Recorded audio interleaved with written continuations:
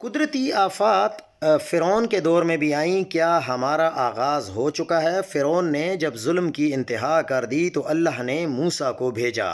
فرعون کو سمجھ نہ آئی تو تمام مچھلیاں مر گئیں اور پانی کی سطح پر آ گئیں۔ ہزاروں مینڈک ندی نالوں سے نکل کر شہر میں پھیل گئے۔ بارش اتنی ہوئی کہ شہر ڈوب گیا۔ جلد کی بیماری اتنی پھیلی کہ محلوں میں بھی پہنچ گئی۔ دریا کا پانی سرخ ہو گیا، پینے کا پانی قابل نہ رہا۔ یعنی اللہ کی آفات یکے بعد دیگرے آئیں، لیکن فرعون کو سمجھ نہ آئی جب تک کہ وہ سونامی میں غرق نہ ہو گیا۔ اس میں کوئی شک نہیں کہ فرعون کی ناانصافی عوام کو بھگتنی پڑی، لیکن اس لیے کہ فرعون کی غلامی بھی تو گناہ ہے۔ جن کے بچے قتل کر دیے گئے وہ شام کو فرعون کو سجدے کرتے تھے۔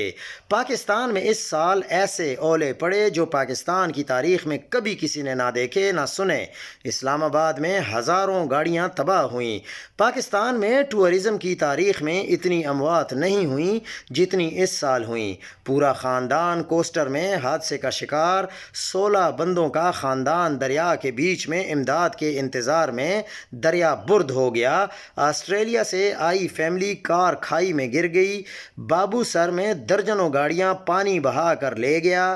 4 دوست گاڑی سمیت کھائی میں غائب ہو گئے اور بے شمار دوسرے حادثات ہیں۔ گلگت میں سیلاب نے بہت تباہی پھیلائی اور پھر بنیر میں ایسا سیلاب آیا کہ پورے گاؤں مٹی کے نیچے چلے گئے۔ پھر پنجاب میں ایسا سیلاب آیا کہ 20 لاکھ لوگ بے گھر ہو گئے۔ 24 لاکھ ایکڑ زمین پر کھڑی فصلیں تباہ ہو گئیں۔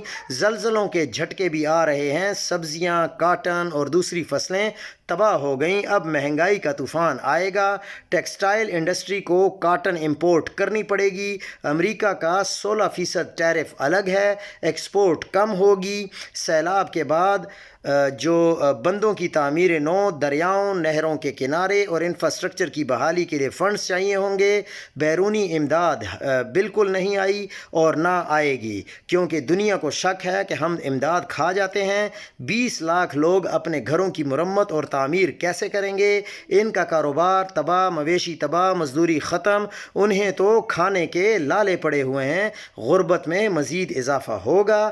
جب اس سے تھوڑا سانس لیں گے تو اگلے سال سیلاب کی پیشگوئی اس دفعہ سے 20% زیادہ ہے، یعنی اگلے سال اس سے بھی زیادہ تباہی ہو سکتی ہے، کیونکہ نہ تو ڈیم بنانے ہیں اور نہ بھارت کو کوئی روک سکتا ہے۔ بھارت پانی اس وقت روکتا ہے جب ہمیں ضرورت ہوتی ہے اور اس وقت کھولتا ہے جب پانی تباہی بن جاتا ہے۔ انڈس واٹر ٹریٹی کے ختم ہونے کے اثرات ابھی آنے ہیں۔